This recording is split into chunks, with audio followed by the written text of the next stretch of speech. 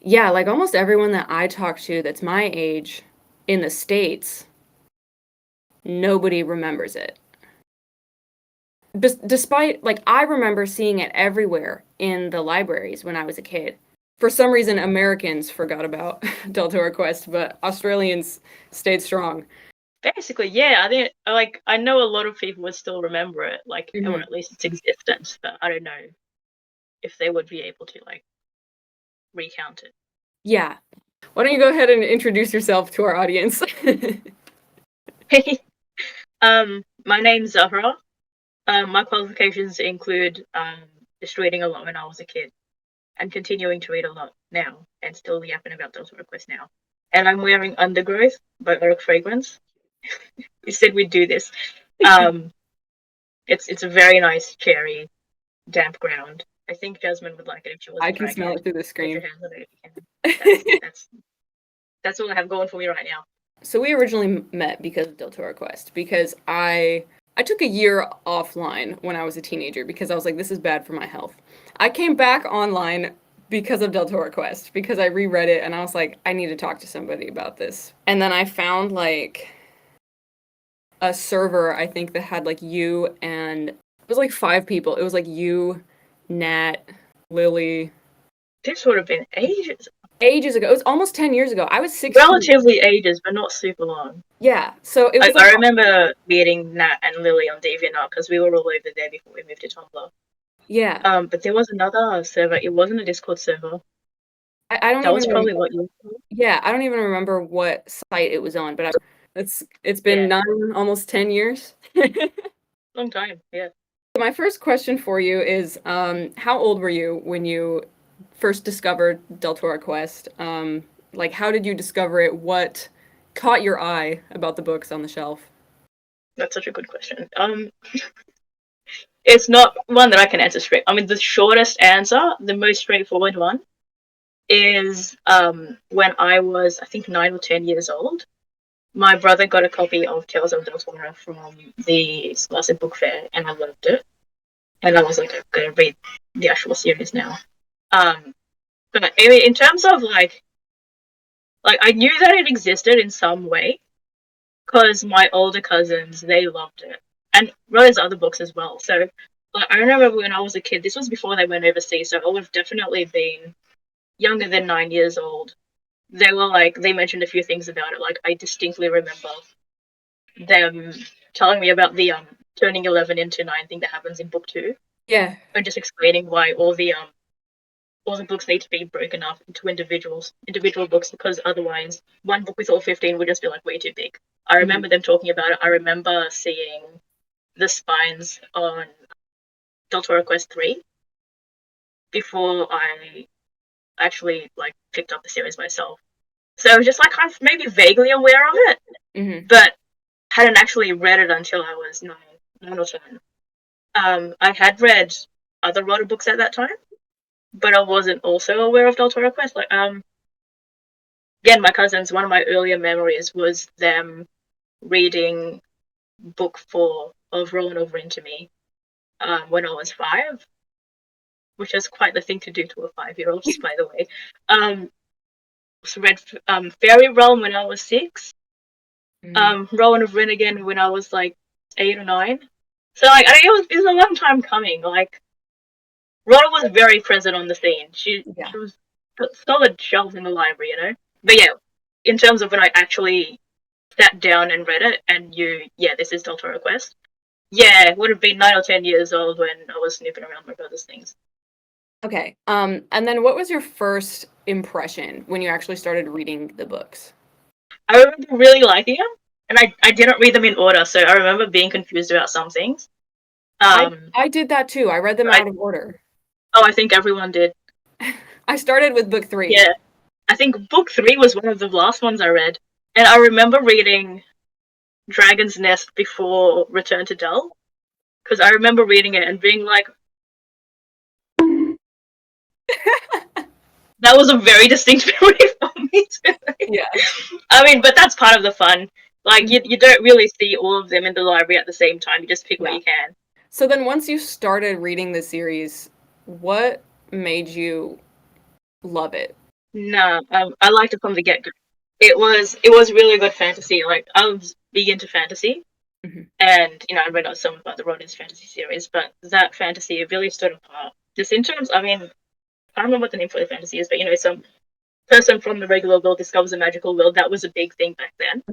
Hmm. Um, there was another book series that I read at the same time. I can't remember what it's called, but it was about this dude who would go down a basement stairs, and then there was like a whole world over there that they would be able to go into. Obviously Narnia as well, things like that. Hmm. But I mean, they were cool and all, but they didn't have the same kind of like extensive world building. So I think it was like the world building that pulled me to it. All the puzzles as well. Because the Hmm. books are very structured. They have all these puzzles. They have a set of pages. They have like first, second, and third challenges. So that was pretty easy to follow for me as well. And the books were made so people who like video games more than books would have an easy time reading it. So I think Yeah. that was definitely part of it. I wasn't a video game kid, but I was very bad at focusing. Yeah. And then the next question is, what makes you still love it? At your big age, in your 20s. It's just really good fantasy. I think Rhoda stands apart from other authors in that she has a complexity to a kid's series a lot of other children's books don't have. And there's sometimes when she doesn't do it, like I think she's the only author I've ever read who is like pirates are bad, like across the board, no nuance, they're all bad. But there are other like the vast majority of the characters and even the setting. There's a complexity in morality. Um, I remember posting about this before, but there's a difference between how the books treat like a natural evil, like all the dangers in the Forest of Silence and the Ozmine Hills versus an unnatural evil, like everything the Shadow Lord gets up to. And there's characters like Tom or the captain of the River Queen, was it? The fairy in book six? Yeah. Who I just kind of like, I don't care what you get up to, just either give me the money or Yeah. stay out of business. Yeah. I don't really recall seeing that in other kids' books. It's either this person's bad, this person's good. But yeah, we don't really get that in Deltora Quest. Even Jasmine, she has her moments where I remember Hmm. like book three when she's about to kill Reese and Liv's like, "You can't kill him. He's unconscious and unarmed." And then she's like, "I mean, he would have done the same thing. It's fine." Yeah. So yeah, I don't think you would. Yeah, I don't recall getting that in other kids series, and also how the book treats adults. Because again, in other series, children's authors they obviously want to focus on what the kids are getting up to, so they normally fall into this trap of making the adults incompetent just to explain why they're not there. Hmm. Um, but Del Toro Quest doesn't do that. So you have obviously Barda, who's parental supervision, Yeah. but they meet a lot of adults who are very competent and who can still do things without like budging too much on the plot. I Yeah. guess. Yeah, so it still keeps the focus on the kids and what the kids are doing, but it doesn't completely wipe out the adults' agency. Also, yeah, no, the world building is like genuinely very impressive. I love Yeah. it. All the side novels as well. So Secrets of Deltora, Tales of Deltora as well. Those are those are like really great. Having those side novels, it's not really something I think a lot of other books have. Like they're Hmm. definitely out there, but none of them really grab me the same way. The mysteries as well, they're all very solid. So again, I think another thing that sets Rhoda apart from other authors is that she was also an established um, mystery writer, both in adults and kids fiction. So if you can get your hands on Love on Red O'Brien, it's one of her more um, recent publications. That's under her real name, Jennifer Rowe. Hmm. That's really fun. I got her what was it, her Verity Birdwood series. Yeah. I haven't really started the six book story that she published back in the 80s. Um, Also, the Teen Power Ring series that she published in the 90s. Those are all books that she's written where she's obviously really good at mystery Hmm. and at plot twists as well, and that comes across really well in the Total Quest. So that yeah, her experience doing that really also sets books apart from other books from other children's fictions in my Yeah. opinion. Deltora Quest is good at a lot of things, but one of the biggest things I think is the plot twists. That's something that she just does Oh in all of her books. There's going to be some insane plot twist at the end of the story that you did not see coming, no, you never see it coming. No. but it still makes sense in hindsight. Was it like the last few pages of the last book of Robin of Red, where they have like that big twist about where they all came from, and it's all solved, and I was like, there's 5 pages left. But yeah, she's really good at it. Yeah. Yeah, and it's not the kind of plot twists that start to fall apart if you think too much about it. It's plot Oh twists yeah, that make sense, even yeah. I think 10 another years in advantage hindsight. that the books Yeah. have is that, you know, when you think too hard about it, it also doesn't fall apart just in terms of plot twists, but also in terms of decisions that characters make. Hmm. Like I remember reading the first book of The Ranger's Apprentice, where they were like, these things can only be defeated by fire, but it's too far away. No one's ever gotten close enough to him, and they're also susceptible to arrows, but it's too hard to shoot them in the eyes. And I was like, you have an experienced guy over here, just get the flaming arrows and go. And that's Yeah. exactly what happens at the end of the book. And I was like, did no one else see this before? Yeah. I don't have those. I don't have those memories with Ultra Requester. So I was gonna ask, why do you think the series never got as popular as other children's series? That is not the case in Australia. Um, so it's still popular in Australia. Maybe not still as popular as it once was, back in our day, back when we were kids. But like you were saying earlier, like your cousins still remember it, and maybe like little kids now aren't reading it so much, but the market was I'm trying to get my saturated little cousin on board. at one point, like with Yeah. Deltora Quest stuff. And do you think that that's mostly just because Rada is a local author? Yeah, I think it is actually. Like I mean, I can only speak for my local library, but if you're requesting a book, it really helps if the author is a local author. I think like because the market's also really saturated with say authors from the US and the UK. Hmm. So when we have something that comes out over here, not just books as well, like other stuff, it being a local thing is something that's really advertised.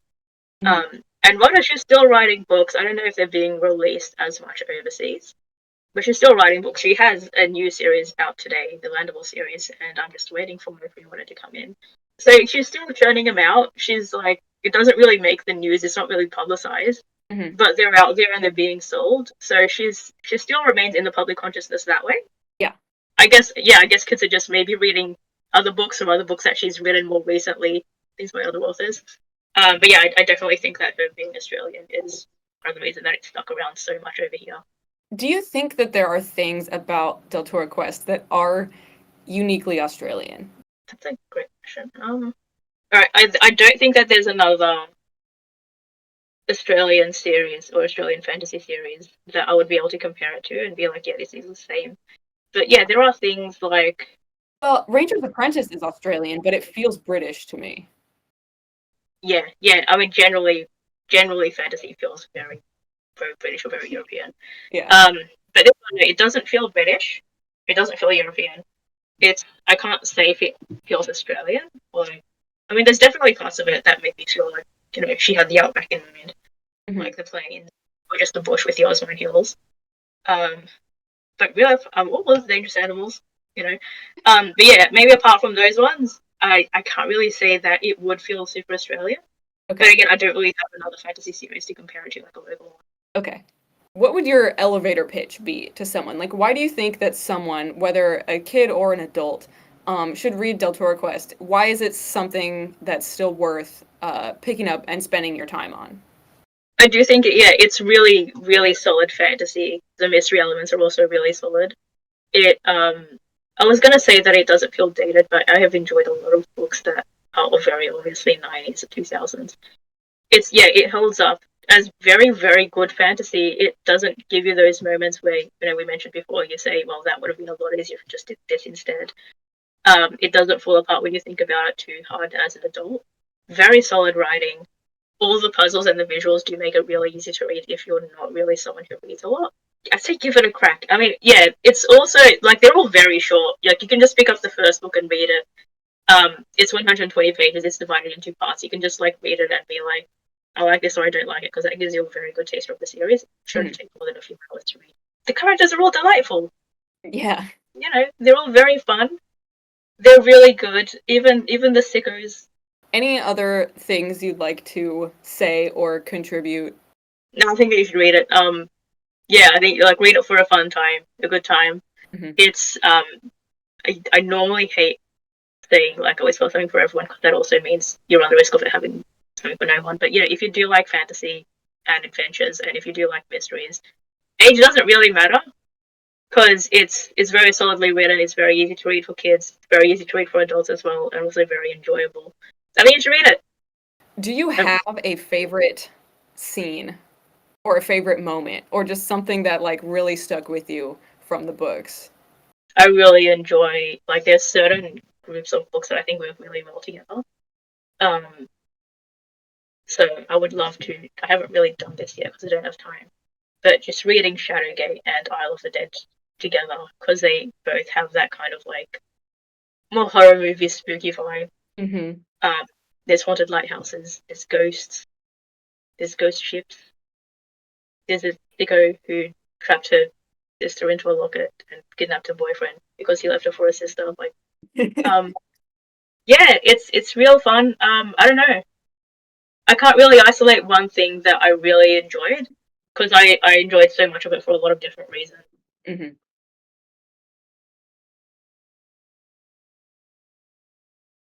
Hello, I am Kay, and My sister, yes, I'm your sister. Um, if you and couldn't I tell. found Deltora when I was in 5th grade. How did you find it?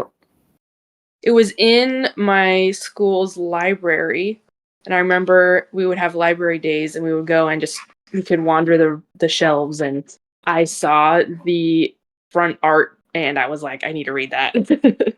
Remember which one specifically? I think the first art that I saw was from the 4th book with the sand creature. Yeah. And I was like, I need to know what that is. Yeah, I remember. I think I found it at the local library because I Okay. wasn't at the same school. I found it at the local library, and the first one that I found was City of the Rats. And for some reason, at like 7 years old, I was like, let me read this book about like 1 million rats. Yeah. Yeah. I saw the sand monster and I was like, oh, this looks like it's the 4th book. So I should find the first one somewhere. And then I found it. I didn't even realize that I had picked up the third book in a series. I just picked it up and read it. I read them in order. You You came read in them with in like order. no context. I think I read like number 3 and then number 7, and then I was like, I don't know what's going on. I need to get this. I need to get all this straight. And then I read them in order. No, I found the first one and I read them in order from the beginning. All right. And do you remember what your first impression was? Other than the front art, Yeah. Like once you started reading, what was your first impression? I've always loved fantasy and high fantasy, and it kind of scratched that itch. There were monsters, it was in like a fantastic world, and that always has appealed to me as a reader. And so, right off the get go, I was like, oh, this is, I didn't know what genre was necessarily at that age, but I was like, this is exactly what I like to read. And I kept reading because I liked the monsters, I liked the fantasy setting.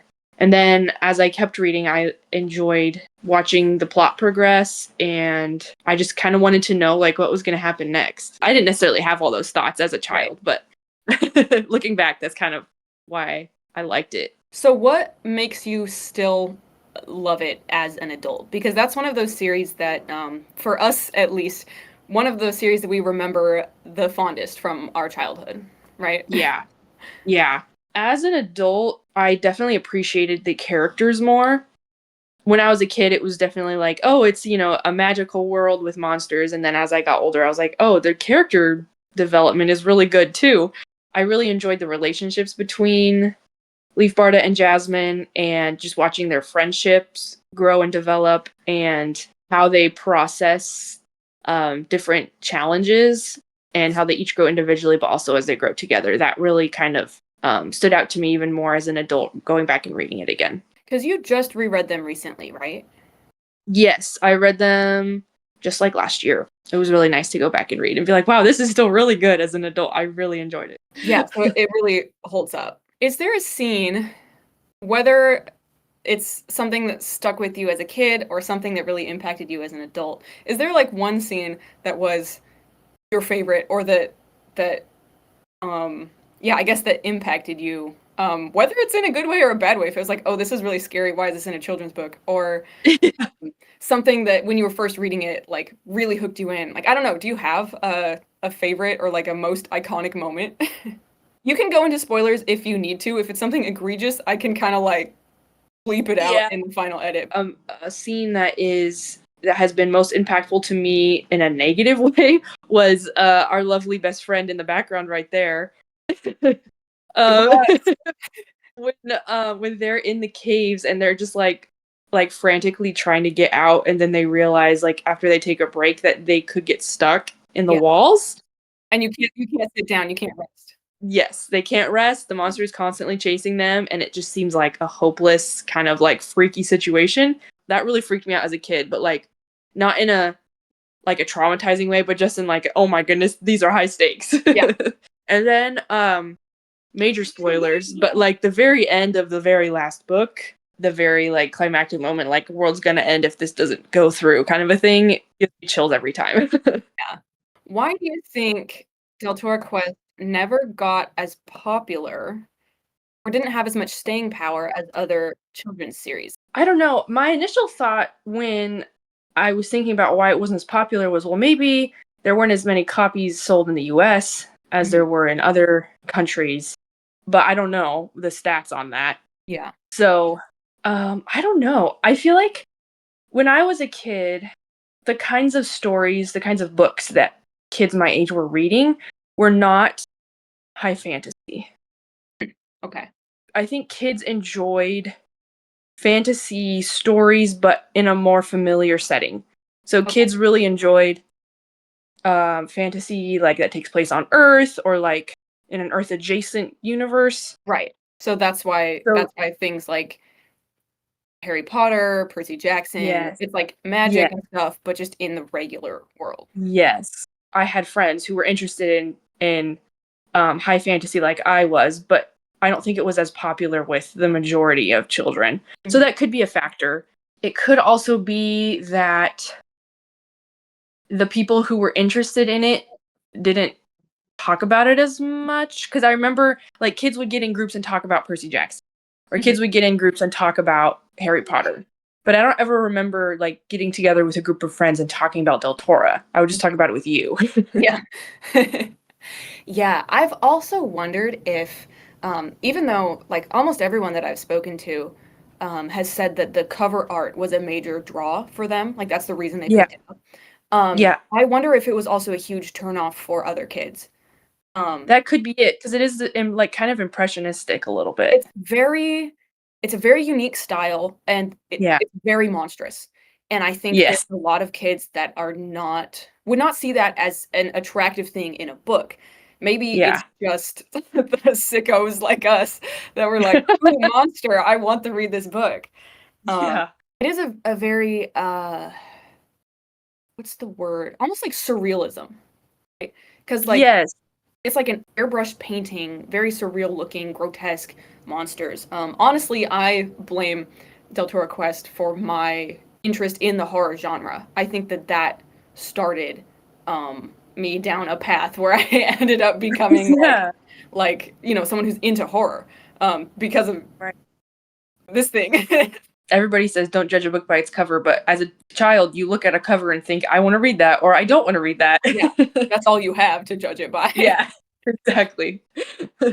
So, why do you think that someone should read this somewhat forgotten children's series from 25 years ago? Whether they're an adult or a kid, why do you think this is a must read?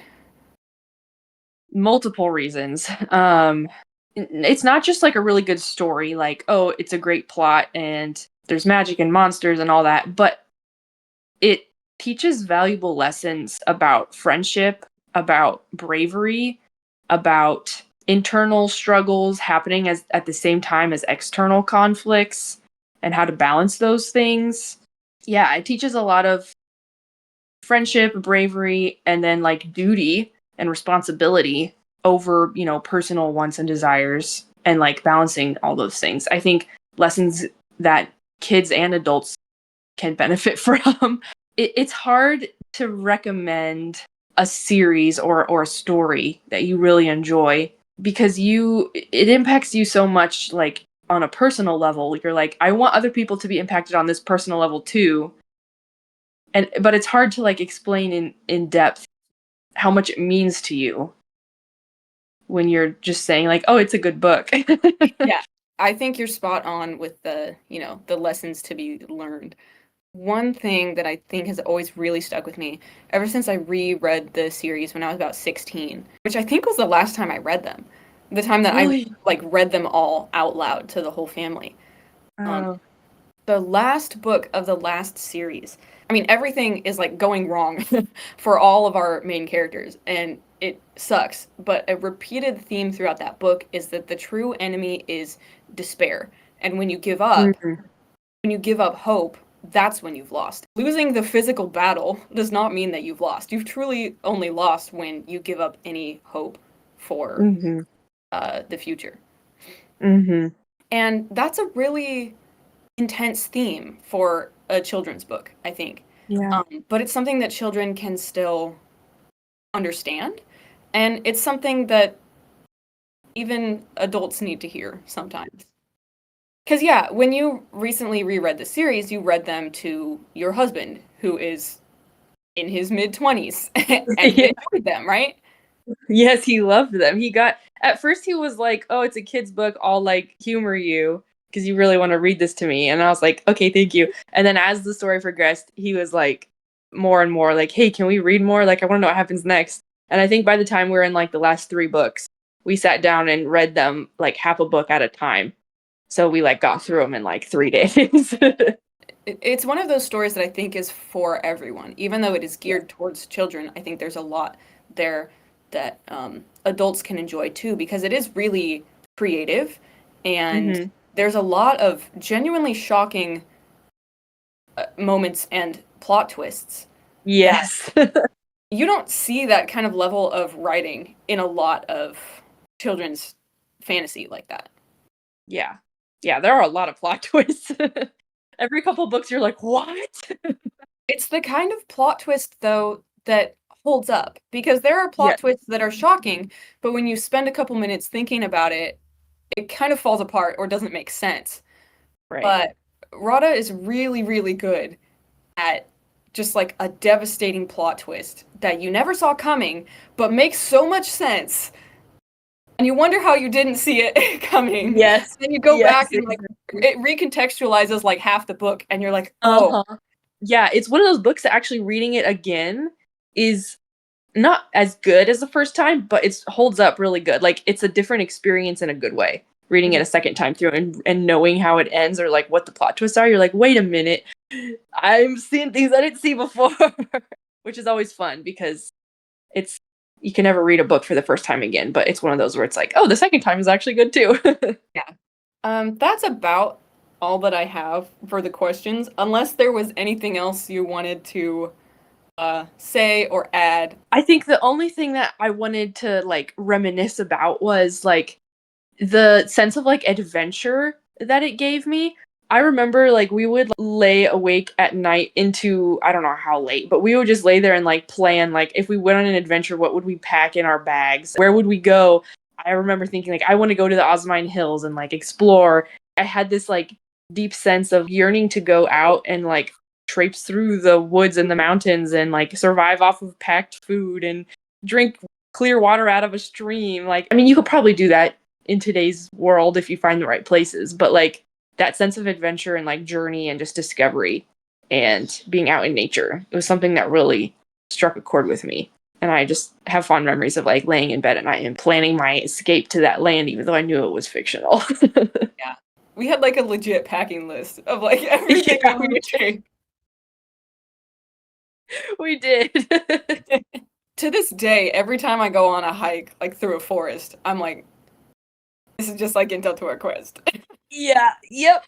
I Yeah. think honestly, more so than Lord of the Rings, more so than Harry Potter, than anything else, like Mm. that was the defining series of our childhood.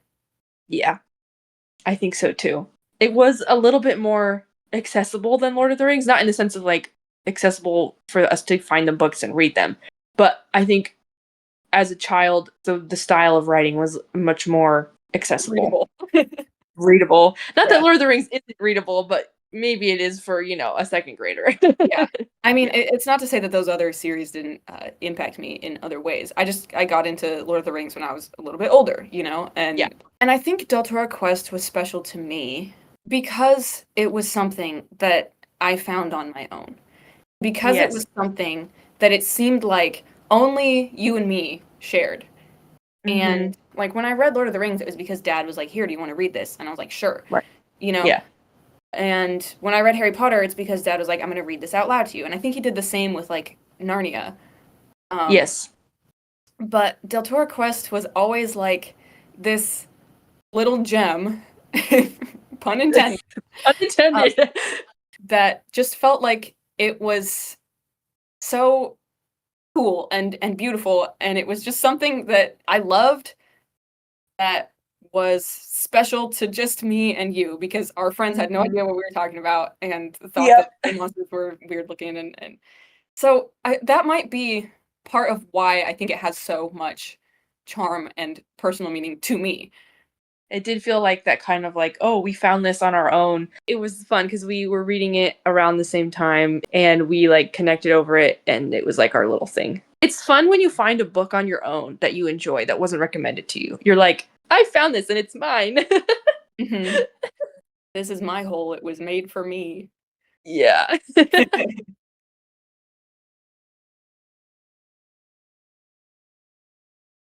Okay. Hi, my name is Hannah. I'm a longtime Deltora Quest fan and uh, often a Deltora Quest fan fiction writer as well. I started reading Deltora Quest when I was 9 years old, and then kind of rediscovered it a couple more times in my teens and then later adulthood. So, yeah, how exactly did you discover Deltora Quest? Do you remember the first time that you saw it on the shelf? Yeah, I do actually. I grew up on a street that had a library on it, and I was a reader from a young age, and so I spent a lot of time in that library. And they had this kind of sectioned off room that was just children's novels. And I remember being drawn, like many people, I'm sure, drawn in by the covers because they're so incredibly detailed and interesting. And I have always been a fantasy fan, even at that age. And so I just remember immediately latching onto it. And I feel like I read the whole first series maybe in 1 or 2 days, just sitting on the floor in that library, and then discovering, oh my God, there's two more Yeah. whole series. Were you able to read them in order? Yeah, to my memory, they had the whole first series, and I think getting the second and third was a bit trickier. I Mhm. think I might have read the second book in the second series before I read the first. Mhm. And considering how the second series goes, I was very confused Yeah. what was happening. I feel like I've kind of been introduced to Delta Quest in three different ways. Like Mhm. once as a child, and then um, I don't remember how, but I got back into it as a teenager and started writing fan fiction on fanfiction.net when that was around. Mhm. I'm really dating myself here, but and there was like a little tiny community on the fanfiction.net forums back when that was a thing. That was very sweet. And then I kind of drifted away from that. And then when I was 18, I started writing Les Miserables fan fiction, and I felt very highly of myself, I think, for writing fan fiction about French literature as like someone in their late teens. And I went to my fanfiction.net account. This is when Archive of Our Own was starting to become a thing. Mhm. And I went to fanfiction.net and deleted everything I felt was childish, including all my Deltora Quest fan fiction. And then completely moved on. A few years later, realized how dumb that was, that I had just like lost a lot of my writing that I did as a young adult, and I regretted that. And then ended up, for some reason, on Tumblr in the Deltora Quest tag in my early 20s, and came across a post from dragon in my pocket, Amy, who no longer uses Tumblr, unfortunately. We But miss Amy so much. yes, we do. And I just remember, I don't remember what the post was, but I remember writing the tags. Oh, that's so funny to come across this. I used to write a lot of Deltora Quest fan fiction. And she DM'd me like 5 minutes later, and it turned out that she had it from like years before, downloaded a lot of those pieces. I didn't know that. Because I remember when Yeah. I remember you starting to like re-upload all your old stuff. I didn't know it was because Yeah. Amy had saved it. Yeah. Oh, yeah. She had a whole like Google Drive Let's of my go. writing. That's Yeah. amazing. It was like this, like, I love telling that story because it's so funny, but it's also like so sweet. Yeah. And so she didn't have all of them, but she had like maybe 15. And so that was just very cool and exciting to kind of like come across my writing that I did as a kid, basically. And a lot of it was super cringy. But a lot of it was like, oh, this is good, or this is something that I want to come back to or expand. And I kind of like ended up rejoining the fandom in a way, and it was already fully formed. Like you guys had this like lovely community that was very open and welcoming to me, and it was really fun to kind of re-explore that and kind of be introduced to it as a child, as a teenager, and then as an adult. Yeah. As a child, then, what was your first impression of the books? And then what made you love it? I remember being brought in specifically by Jasmine. Mhm. I was very shy as a kid, and I read all the time, and I think I was brought in by this character who was had a self confidence that was almost to a fault. Mhm. And even as a young kid, being kind of interested in this character who had this confidence that was well deserved, but also had an ego. And I think that this kind of I had read a lot of different things with a lot of interesting characters, but I think this is the first time I had encountered a character like that.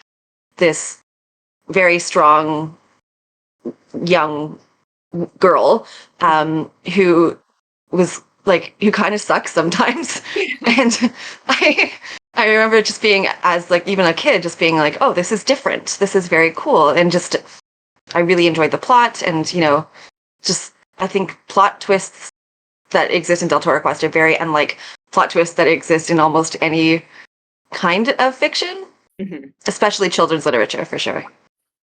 Yeah, I remember feeling kind of a similar way about Jasmine. Like, I really enjoyed all the characters, but I remember feeling like Jasmine was real. Like, Yeah. she's written so well that she feels like she's a girl that I know and not just a Mhm. character in a book. Yeah.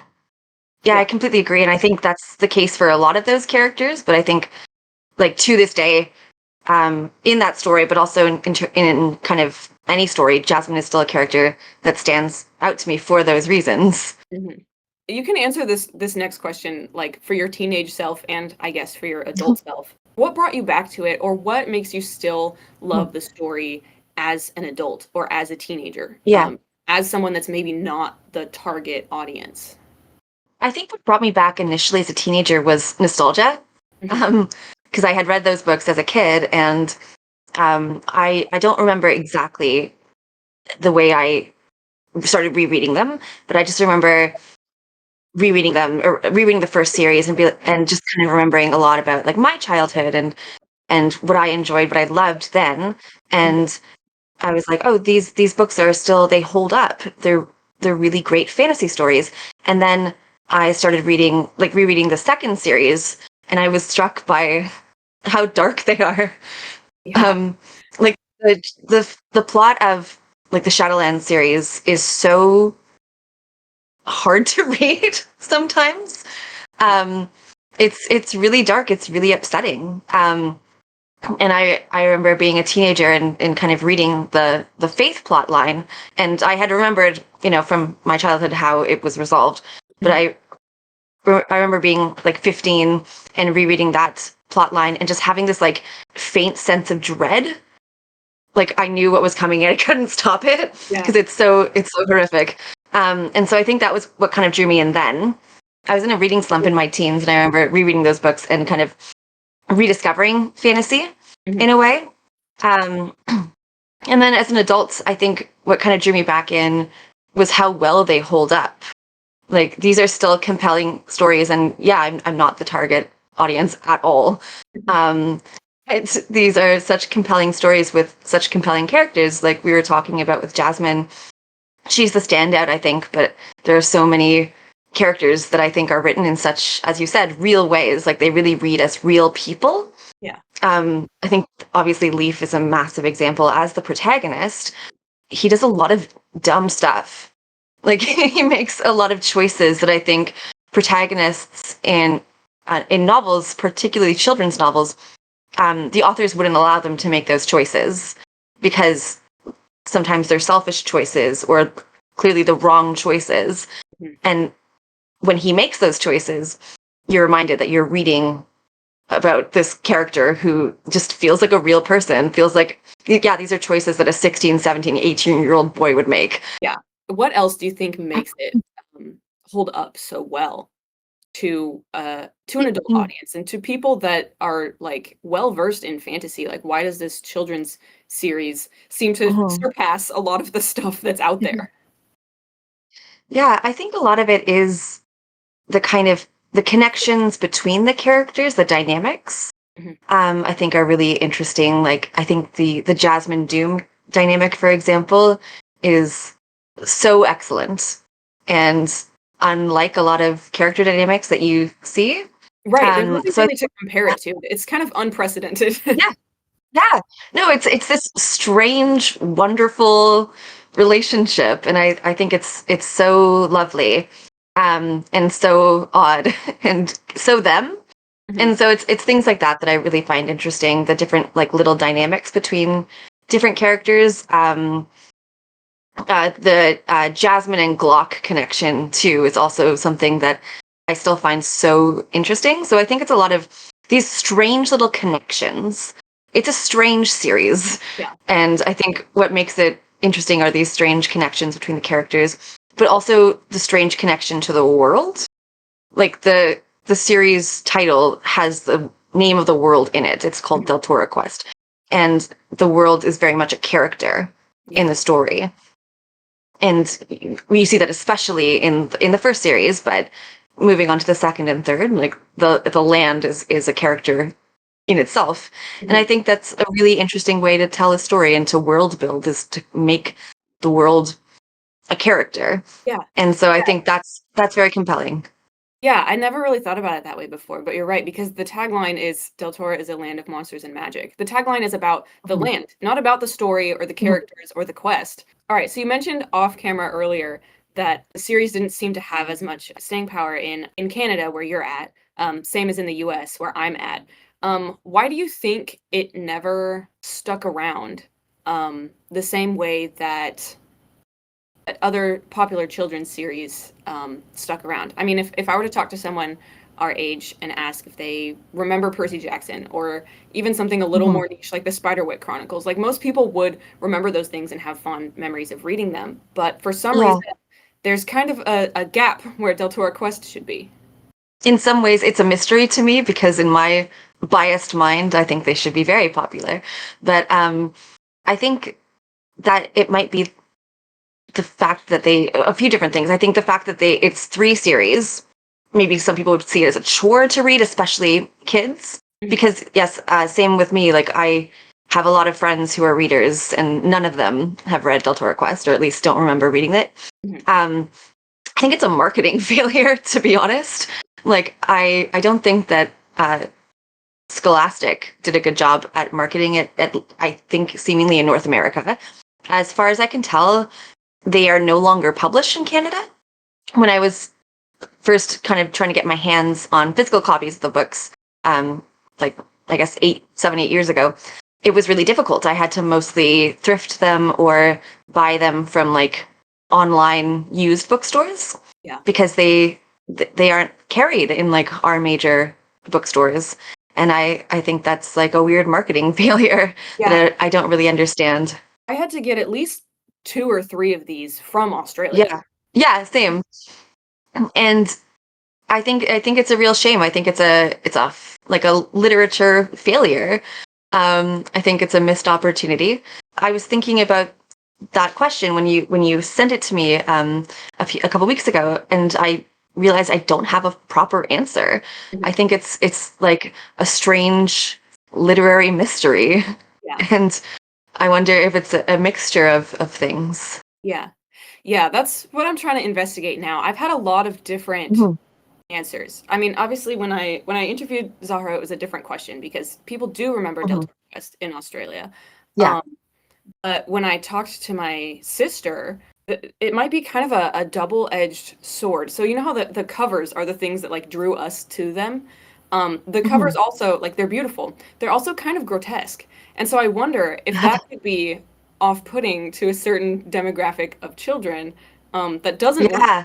that isn't intrigued by that kind of thing. So yeah, it's also something that I'm still investigating, and I love hearing everyone's different theories. And I'm actually going to try to do some research into really try to get to the bottom of this because it is a mystery that has been plaguing me for a while. This was such Yeah. a formative book series for me and my sister growing up, but it felt like we were the only people in the world that remembered these books. Yeah. Even as a kid, I don't have any memories of my friends ever reading them. Yeah. And people read, yeah, Warrior Cats and Harry Potter and things like that, but no one read Deltora Quest, and it's so strange because the people that were reading those books are absolutely the target audience Mhm. for Deltora Quest. The last question. Why do you think someone should read this series? Adults or children? Why is it still so impactful for people like us? Yeah, I think that it's one of those stories that was so obviously written with intent. From the very first book, you know who these characters are. Even though it turns out you actually don't know who a lot of them are in the end, but you know who they are at their core. And I think going into a book with characters that strong, especially the first book where half of the book is a prologue that, sets the tone but doesn't really come into play until the last book of the first series. I think that it's a special treat to encounter a series that has characters that are so strongly written and so have such distinct voices. And I think even to this day, I read a lot. I read all the time, and the Deltora Quest characters are characters that I come back to, and sometimes still my kind of metric to compare other characters to. And I like that it's a children's series, but it doesn't really hold your hand. It's written for children. It reads like a children's book, but it kind of allows the reader, the target audience being a child, to kind of come to their own conclusions, like about the characters, about the world, and also about their participation with the story, like the fact that it's literally interactive. And I like that it takes risks. And I think that's very cool. I think even with adult literature, these days in particular, I think a lot of authors play it safe to what is easily marketable. Mhm. Um, I could make my own video about like book talk and bookstagram and my the things that I don't like about those sides of social media. But I think we're seeing a lot of that, just like easily packaged fiction. And I like that Rada took a lot of risks and, had these plot twists that might have like just totally broken the reader base and kind of turned people off of the books. Like revealing that the whole time. Yeah. That's huge and that's risky. Mhm. And I think it's impressive. And I think that it holds up because, it's still brave to this day. And Yeah. not a lot of authors would risk that. I Yeah. think it was a bold move. And so I think what keeps it special to me is that kind of sense of knowing the characters really well, of knowing who they are, but also I think their interactions. I think, like I said earlier, the character dynamics are unlike anything I've ever found in fiction, and even as an adult. And I think it's a really special story with very special characters who feel real, and I think that's appealing to anyone of any age. Yeah, you're If so that right. made any sense at all. No, that's great. You're you're so well spoken. I love listening to your thoughts. I think you're so right about the plot twist things. Mhm, Because one thing about Rada is that she's gonna put a plot twist in there. mhm. And it's gonna shake the whole story. Like Yeah. at the 11th hour, it's going to recontextualize everything that you thought you knew. And she pulls that Yes. off in almost every, not even just Deltora Quest, like almost every series or Mhm. story that she's worked on. And I don't Yeah. think that, to my memory, I don't think there's been a Rada plot twist that has ever not worked for me. Yes. A plot It twist. it never feels like a rug pull. Right. Yeah. A plot twist can be really hard to pull off because it can feel cheap or it can feel just, I mean, in this day and age when so much of writing is just for the shock value, is just for how Mhm. can we get people talking about this, whether it's good or bad. Like, it's really phenomenal to see well-crafted literature for children that Yes. pulls off some of the best plot twists I have ever read. Um, Yes. for a decade. If you ask me what's the best plot twist you've ever read, I would have to say that's the best thing. Yes. Like that is I don't even I can't even speak properly. Like not even in children's fiction, just fiction in general. That is hands down the best Mhm. shocking plot twist I have ever read. And it still makes sense. There's plot twists that can be Yeah. good and exciting, but then when you think about them for a Yeah. moment, things start to fall apart. But Rada just her writing holds up. I don't know how else to Yeah. say. It's like jump scares in horror, right? Like if you watch a movie and the whole movie is the scares come from jump scares, it doesn't make a good movie. But same with plot twists. If the whole point of a story is like this big reveal that suddenly kind of turns the story on its head but doesn't make sense, Mhm. it's not a good story. But Yeah. with the plot twist, especially Return to Dell is just like bam, bam, bam of these like three or four just amazing kind of surprises that in hindsight are pulled off so well and make Yeah. so much sense. Any final thoughts or anything else that you'd want to add or talk about? I do think what's really nice about Deltora Quest 2 is it seems anytime the two different times I've entered this fandom in an online capacity, it's just this really nice space. So even the forums back in the day in fanfiction.net, it was like filled with these really lovely people, like a couple people that were the most vocal, and everyone was really welcoming and kind, and it was fun to discuss the book series and to discuss writing. And then same when I joined the community on Tumblr too, like it was this like really lovely community filled with people who kind of share this one joyful thing and put out beautiful writing, art, theories, like essays. I don't know, I think it's cool that it brings people together. And like the whole point of the video, right, it's like adults who still hold on to this one thing that they share, and I think that's very special. Okay, one last bonus question. Do you have a favorite scene from any of the 15 books? Oh god. I have so many. Let me think about that for a second. There's so many scenes that kind of stick in my mind. I think the faith reveal might be at least top three for me. Mhm. I think the faith reveal is, again, talking about brave writing choices. Um, it would have sucked if it would have been bad writing. Um, but I think the faith reveal is so good and the scene is so horrific. And just, I think one of the lines is just like something about like Jasmine screamed and screamed and screamed. And it's heartbreaking and evocative. I think from a more kind of simple standpoint, I love the last kind of scene in The Forest of Silence when they're just kind of quietly watching life come back to Mhm. the forest. And I think it really sets the tone for the rest of the series. Um, but like these three people who are kind of tied together who don't necessarily know or even like each other very much, and they're kind of quietly watching this beautiful thing happen. And it's just this little small moment, but I think it's really nice, and it sets the tone for what's to come and their relationship with each other, the three of them. Yeah. I'm gonna wake up at midnight with other scenes that I want to talk about.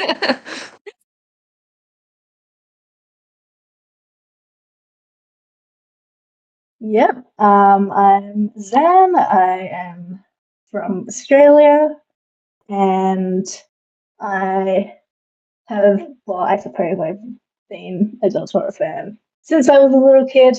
I was a fan as a kid, and then child up as a teenager, of course, and then, but maybe about, decade or so. So coming back on time, I was reminded of the series, and yeah, I reread the series, found a lot of artistic inspiration and stuff from that. Yeah, I would say, even though that fandom has sort of trailed off a bit again, I'm always in my heart being a Deltora Quest. How did you discover Deltora Quest, and how old were you, if you remember? I don't recall exactly. I don't remember not knowing about it. I was, pretty frequent visitor to the library.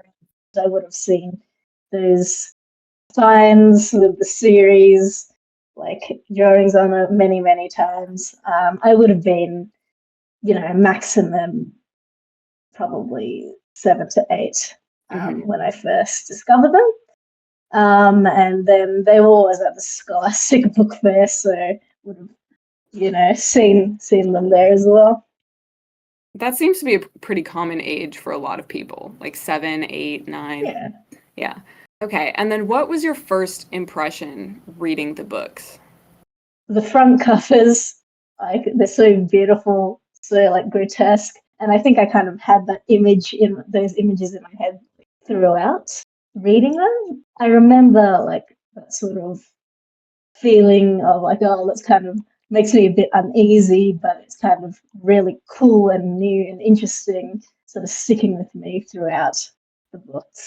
Remember absolutely loving the puzzles, the scenery interactivity that's so on point. Was there anything else once you started getting into it that really made you love it? I think the world, it's just very vibrant.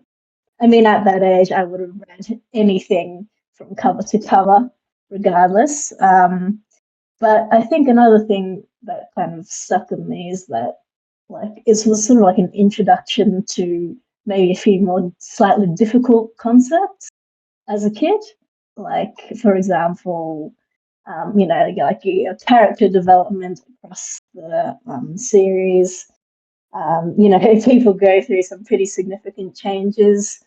I remember, for example, at the end of the first series, as a kid, you read books where at the end of that series, everything will be okay, everything's happily ever after. Then you get to the second series, and it's like, whoa, things are still going. Right. There's a more realistic continuation of the series, like dealing with the fallout from everything that happens in the series. It's not like once the bad guy's gone, everything is just supernaturally okay. There's poverty, and there's slaves, and there's all these problems that need As another example, Doom, and he remembers his past and all of that, but it's not like his relationships with other people magically gets fixed. That was sort of like an introduction to the concept of trauma, I suppose. Mm-hmm. And then you have other things like past propaganda in the third series. Even now, as I'm older, when I was doing my reread, then you see all the hashtag truth, and then they're like, oh, these are all lies. That kind of, that still resonates even as an adult, and that's sort of like an easy introduction to sort of these kind of tactics and stuff. False information blaming a disease on foreigners was very exactly in a way. Yeah, I would say that was something that kind of stuck in me as a sort of developmental series. as an adult, as someone that's reread the series multiple times, what makes you still love it? What makes you keep coming back to the series? Really, all the same things that I connected with when I was younger. It's such a vibrant world. The atmosphere, again, so good. You know, obviously it's simplified for kids, but a lot of things that it covers, it doesn't shy away from things. And that still makes it readable as an adult. And when you're older, you're kind of able to see like a lot of more subtleties, perhaps, in the characters, the way that they develop. Like in some senses, you can connect with some of the older characters a bit more. You know, all of the stuff that I enjoyed about it as a kid never went away. Tell me a little bit about the popularity or the staying power that Deltora Quest had or has in Australia. Because I know for me in the States and for Hannah in Canada, we were like the only people in our school or in our friend group that had read the books. They just weren't very popular here. And I understand that it's a very different case in Australia. Yeah, so for sure, like it's not necessarily that like might not necessarily be asked to read it in class or that kind of thing, but certainly they're pretty popular. I mean, I was like in like my city's like subreddit the other day, and somebody is like just like a video of like some kind of weird worm or something like that, and somebody was like, "Oh, I love this guy in Deltora Quest." Definitely a thing that people are aware and enjoy, and it's part of our childhood. It does feel very Australian to me, I suppose. Hmm. What about it makes it feel so uniquely Australian? Okay, this is probably going to sound like kind of stupid, but the city of Broome, Yeah. right? There's a place in Australia. I don't even really know where it is, but it's called Broome as well. And it's sort of like, oh, you know, I know there's some funky place in this country that's called that.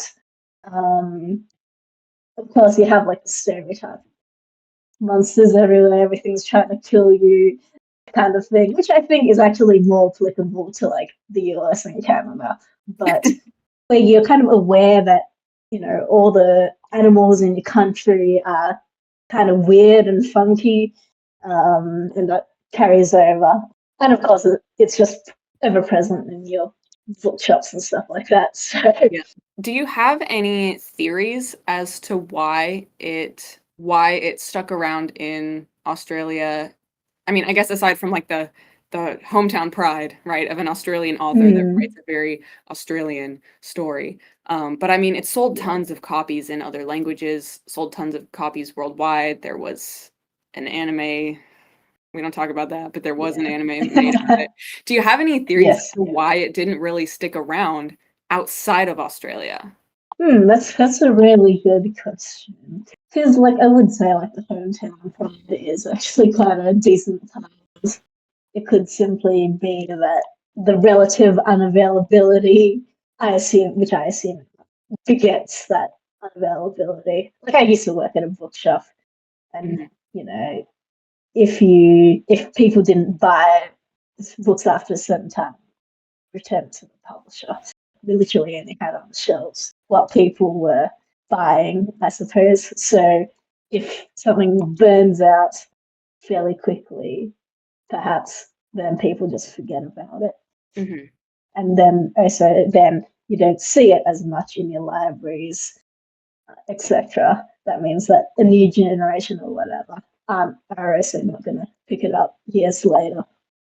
Why do you think someone should read it? Why should someone today try picking up this series from 20 years ago, as an adult or as a kid? It's just a great romp, and I think it's a really enjoyable series. I guess it had quite a fair bit of world building and stuff, which is fun to get stuck into. A lot of spin-offs. I mean, what is there to say other than monsters are cool, puzzles are fun, plot is wild. It's just seriously enjoyable, easy read. as a little bonus question, I've been asking each of my interviewees if there is a favorite scene or a most memorable scene that they have from any of the books. Don't know about a single scene, but I'm a big fan of the time where Jasmine beats Doom up in Rhythmia. But I do really like a lot of moments in Isles of the Dead with Verity. Mm-hmm. I really love like the spookiness of like that plot line, and like the one where like this part where like you have the two paintings and like you like kind of choose. Oh, I also really love Valley of the Lost. It's just like an escape room. Yeah. That's just still so much fun to read. Yeah. Yeah, that makes me realize that I kind of like the sort of spooky, sort of slightly disconcerting parts of the books. Yeah. I've never been able to get into horror, but like, you know, the vibes, I continue to. All right. Well, is there anything else you wanted to say or to add? Well, this is going to be only slightly off topic, but I would like to recommend something else that for Deltora Quest fans. Mm-hmm. That is the game Thronebreaker. It is technically a spin-off game of the Witcher series, but don't worry about that. It has a lot of similar vibes in that, you know, it's very darkly beautiful, sort of medieval-esque land, which with loads of monsters. You play as a queen who's retaking her rightful throne, and it deals thematically with like things like the difficulties of leadership, the extreme decisions people make when it comes to their children and their parents. It's very much like I actually like realized like all these similarities when like Yeah, very in line with the themes of Deltora Quest. yeah. And like I kind of realized there were similarities when there's a point where like she comes across all these propaganda posters, and I was like, this is like that time in Deltora Quest Yeah. when you know it's more adult, I suppose, Mm-hmm. though it's not like probably like teens is fine to like play it or whatever. Yeah. It's not like horrendously gory or anything, but it has a lot of very DQ vibes. So I would recommend that as a Cool. potential thing that fans might want to check out. Yeah. Well, awesome. Thanks for the recommendation. And thanks for taking the time out of your day to let me interview you. No, thank you for interviewing me. I hope we can get something useful out of this. Of course.